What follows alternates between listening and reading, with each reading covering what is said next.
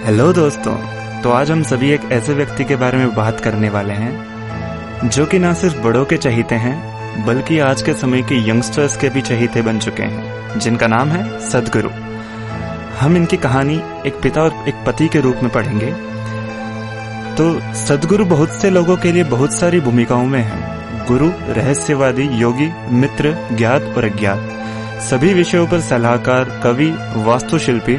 उनके बहुत से चेहरे हैं, बहुत से आयाम हैं, मगर वह एक पिता और एक पति भी है।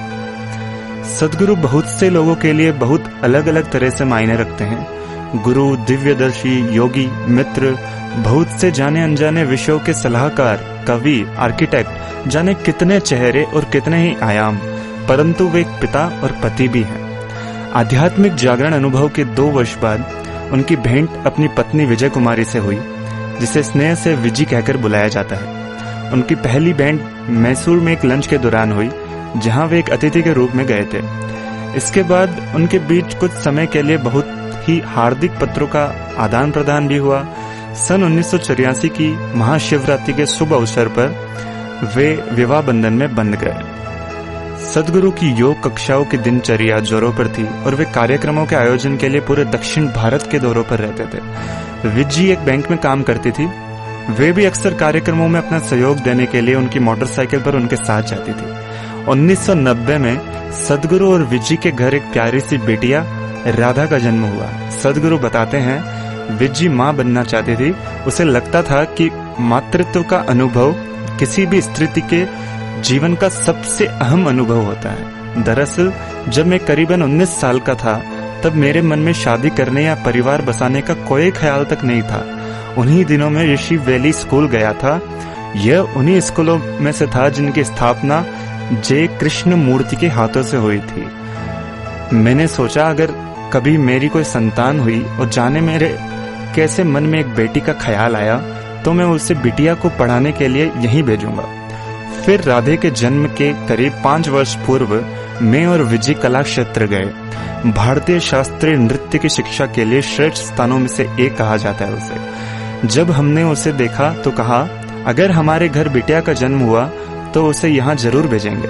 उसके बाद मैंने इस बारे में कभी गौर ही नहीं किया। और फिर मेरी बिटिया 8 साल तक ऋषि वैली स्कूल में रही और फिर उसने 4 साल कला क्षेत्र में बिताए। अब वो एक नर्तकी बन गई है। जो जो समय बीतता गया, सद्गुरु ने अपना पूरा ध्यान लिंग को पूरा करने में लगा दिया और विजी भी पूरी आत्मीयता के साथ इसी प्रक्रिया में अंग बन गई। सद्गुरु कहते हैं, 1996 में जुलाई का महीना था। हम ध्यान लिंग की प्रतिष्ठा करने गए थे। विजी ने तय कर लिया था कि लिंग का कार्य संपूर्ण होते ही वह अपनी देह का त्याग कर देगी। उसने घोषणा तक कर दी कि वह एक निश्चित पूर्णिमा को इस संसार से विदा लेगी। उसने इस दिशा में कार्य करना आरंभ कर दिया। मैंने उससे बात करनी चाहिए, अभी इसकी जरूरत नहीं है, कुछ समय और प्रतीक्षा कर लो। परंतु उसने कहा, इस समय मेरा जीवन संपूर्ण है, बाहर और भीतर कोई अभाव या कमी नहीं। मेरे लिए यही उचित समय है। मैं नहीं जानती कि जीवन में ऐसा समय कब दोबारा आएगा। कुछ कारणों से हम लिंग की प्राण प्रतिष्ठा का काम उस समय पर पूरा नहीं कर सके, तो उस पूर्णिमा को वह कुछ लोगों के साथ ध्यान की अवस्था में बैठी। 8 मिनट बाद उसने बिना किसी प्रश्न के सहज भाव से मुस्कुराते हुए अपने प्राण त्याग दिए। उसका स्वास्थ्य बहुत उत्तम था और उस समय वह केवल 33 साल की थी। शरीर को बिना कोई हानि पहुंचाए इस तरह संसार से जाना आसान नहीं होता है। अपने शरीर को उसी तरह त्याग देना जिस तरह हम कपड़े बदल देते हैं, यह कोई साधारण बात नहीं है। जब कोई व्यक्ति जीवन में ऐसे बिंदु पर आ जाता है जहां आकर उसे लगता है कि उसे जो भी चाहिए था वह सब पूरा हो गया है और जीवन में देखने के लिए कुछ नहीं रहा, तो वह अपनी मर्जी से शरीर त्याग देता है। अगर कोई भी संघर्ष या चोट छोटी होती है तो इसका मतलब है कि उसकी आत्महत्या ही है, उसने आत्महत्या ही की है। जब कोई संघर्ष ना हो और ना ही कोई इसी तरह संसार को छोड़ दे, जिस तरह हम कमरे से बाहर आ जाते हैं, तो इसे महासमाधि कहते हैं। जब कोई व्यक्ति इस तरह संसार से विदा लेता है तो वह नहीं रहता।